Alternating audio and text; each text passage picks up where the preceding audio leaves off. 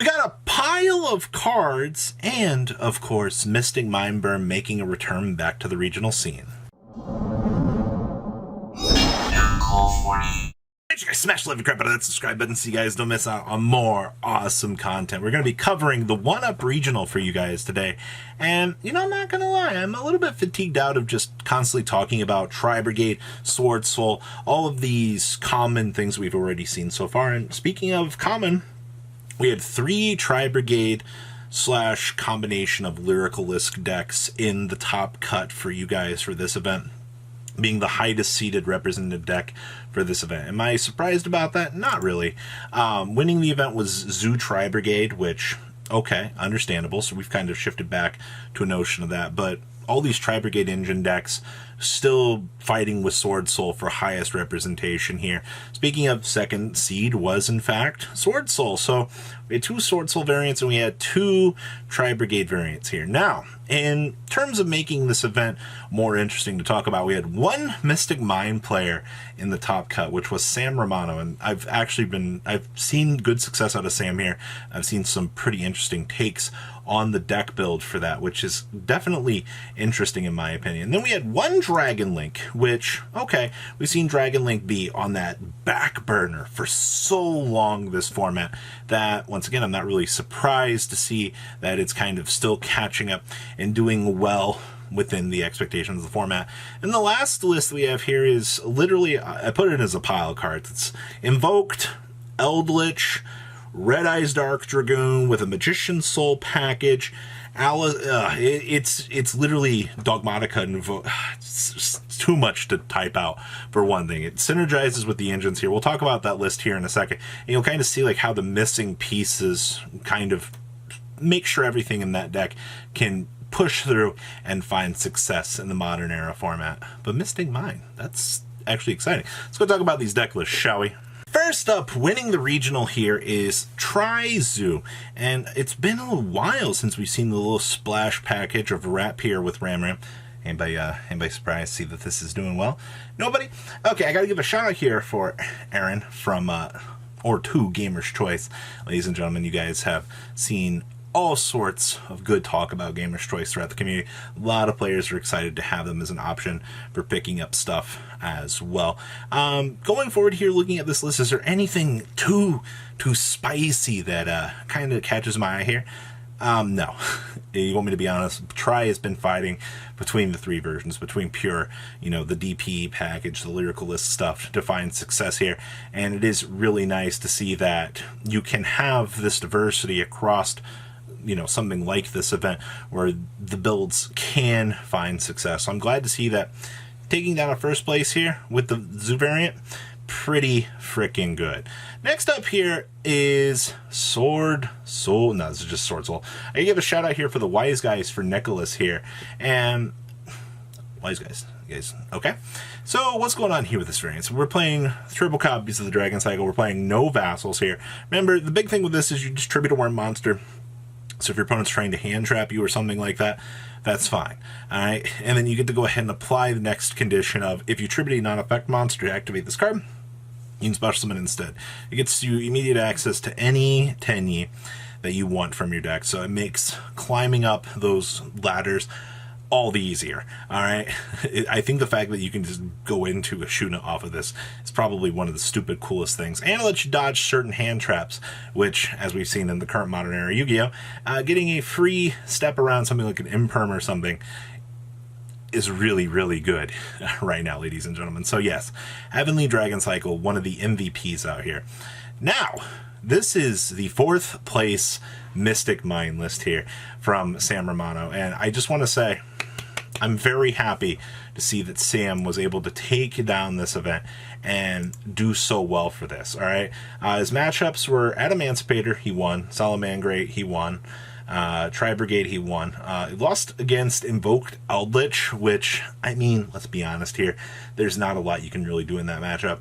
Then we have a win for Tri-Zoo and a win for a loss against Sword Soul. So, yeah. No, never mind, he won against Invoked Eldlich. His loss was to Tri-Zoo and to Sword Soul. That's not too bad. Finishing at, what is that? 4-2, making it in fourth place. That's pretty freaking impressive, all things considered. Now, the things that catch my interest in this list, this transformation side deck down here, where we can bring in Fossildynas and Inspector Borders to kind of turn into one of those easier decks to kind of handle the meta. Thank you, transformation side decks. I love these. Also, this part made me laugh.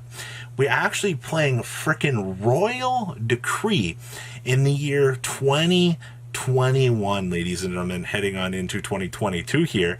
I don't know if you guys, yeah, it was for 2022. Oh, man. And the fact that he's found success with this build 2 weekends in a row here is absolutely amazing to me. I love this. Royal Decree actually seeing play out here is freaking phenomenal. Outside of that, this is basically Mystic Mine. I know a lot of people out here are like, well, like, where's like the Goddess Scold Oracle? You don't really need it all that much for this particular build. Quite honestly, yeah, in a format where you might encounter Eldlich, it's not worth the risk, ladies and gentlemen. So I think everything for this build looks pretty straightforward. So congratulations to Sam for making it as far as they did. Now this is the pile of cards that I referenced. This was 5th place here. This was the Dogmatica Invoked Eldlich Dragoon deck. Alright, so we have standard invoked package, so we can make Makaba, laugh at the opponent, check. We have the Magician Soul package, so we can drop, Fleur-de-Lis out of the deck, so we can basically send off our trap cards and generate draw power, which in modern era Yu-Gi-Oh! Draw power equals good. We're only playing the 1 Red Ice Fusion here, and if you're like, well, what the heck? It's so you can access it off the Verte Anaconda, alright? If you hard draw this, there's not much you can do about it. The cool thing is, Magician Souls plus Eldlich, or, Alistair plus Magician Souls is Verte Anaconda plus, Makaba, or whatever else that you have to follow it up with Eldlich trap cards. So I understand how this pile of cards can do so well with each other, and I think it's pretty cool at the end of the day that 50 cards, you have that level of synergy to have some sort of success here. Next up is Tri-Lyrilusc, all the way down here at 6th place, which, okay, I figured that this deck would do a lot better, but I mean, when you can see a zoo monster make a Zeus laugh at your opponent, I mean, it's not like this deck can't do that too, but I feel like this deck has a lot more choke points with Droll and Lockbird's involvement in the format and other things like that. I see that our spell lineup is just full steam ahead, choo-choo. In terms of streamlining right now, this looks as standard as it really gets on paper. I remember Nerval's the linking point to this deck. This will be your central level 1 that you'll rotate through, and it literally just makes the deck effectively go burr at this point. I also like the 1DD Cry. I know some builds are trying 2.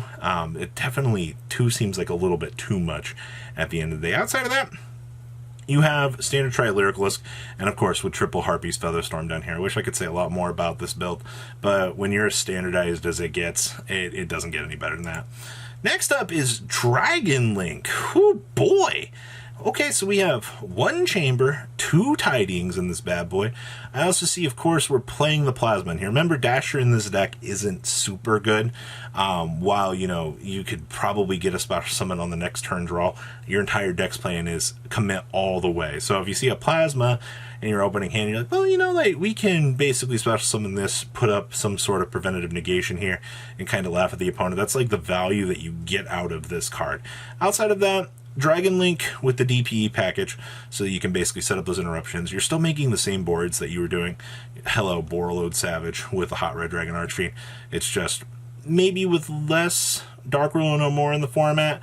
You're kind of getting away with some wins that you might not normally have gotten. So, because less representation in that makes sense. All right, and then the last list that we have for you guys here is another Lyrilusc Tri-Brigade. Yay! I just want to say at this point in time that it's cool that Tri-Lyrilusc is performing so well. I think going forward here, we'll have to wait and see how the ban list will hit this, if they choose to hit this at all. This card.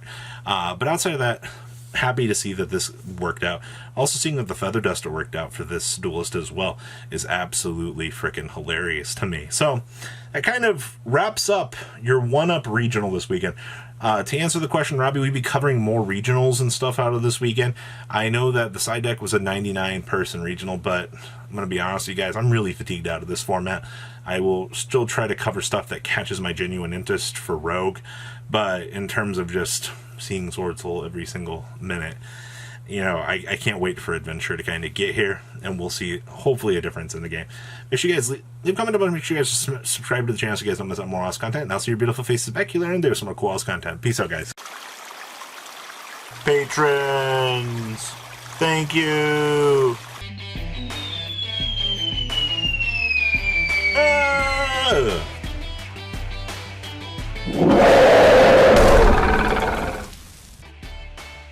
Thank you so much for watching. Check out these other videos.